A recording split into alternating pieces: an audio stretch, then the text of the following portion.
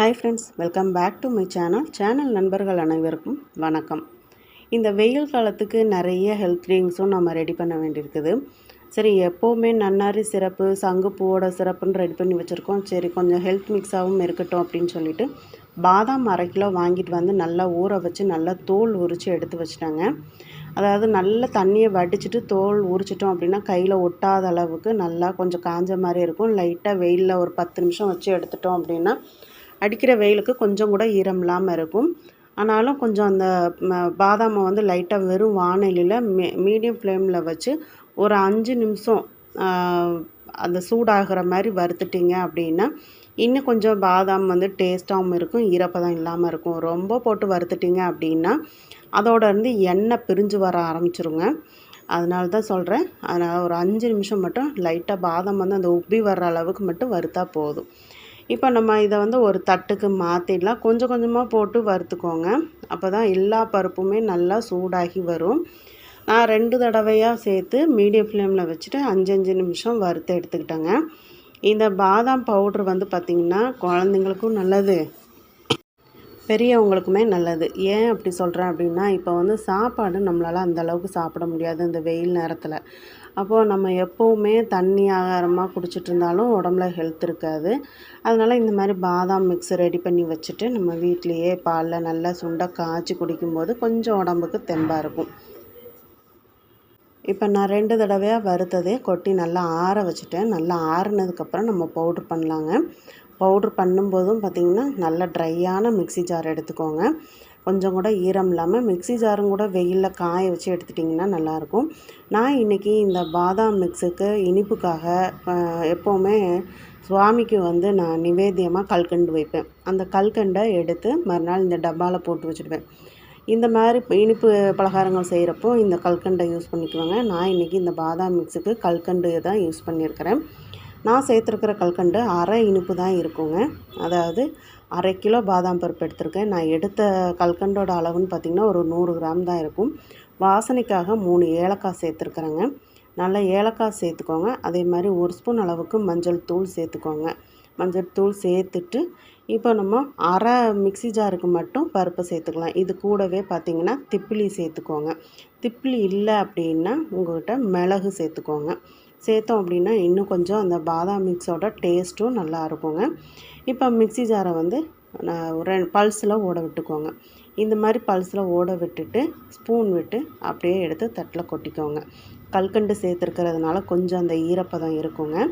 இந்த மிக்ஸ் பார்த்திங்க அப்படின்னா நம்ம ஒரு 10 நாள்லேருந்து 15 நாள் வரைக்கும் ஃப்ரிட்ஜில் வச்சு யூஸ் பண்ணலாம். ஏன்னா நம்ம இதில் எந்த வித ப்ரிசர்வேட்டிவும் நம்ம சேர்க்கலை.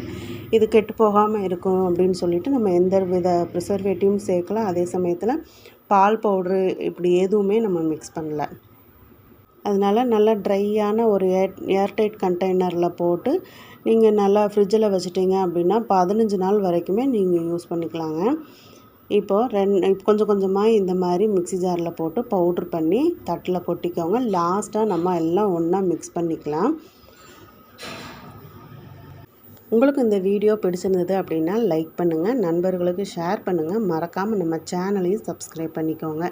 சப்ஸ்கிரைப் பண்ணும்போது ஆளுங்கிற பெல் பட்டனோட சப்ஸ்கிரைப் பண்ணிக்கோங்க. அப்போ தான் நான் போடக்கூடிய வீடியோஸ் எல்லாம் உடனுக்குடனே நோட்டிஃபிகேஷனில் கிடைக்கும்.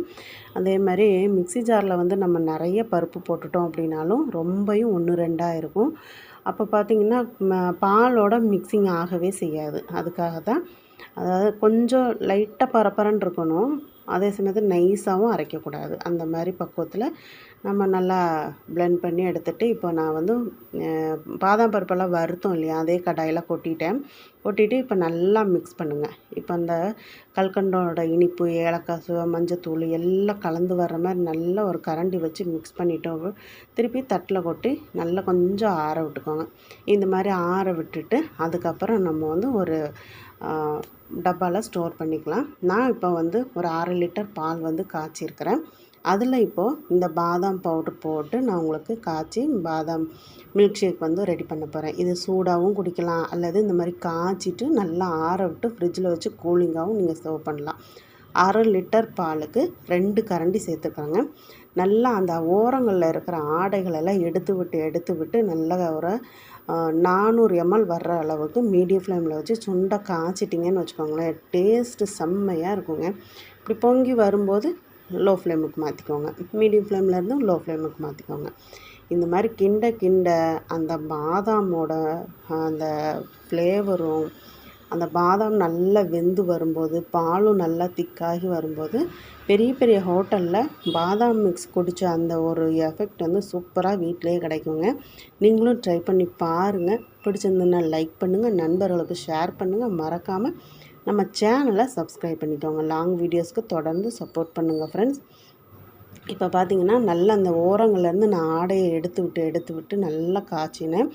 பால் வந்து நல்லா திக்காகி இன்னுமே நல்லா ஆடை படர்ந்து வந்திருக்குதுங்க. இப்போ நான் சர்வ் பண்ணும்போது உங்களுக்கு நான் காமிக்கிறேன்.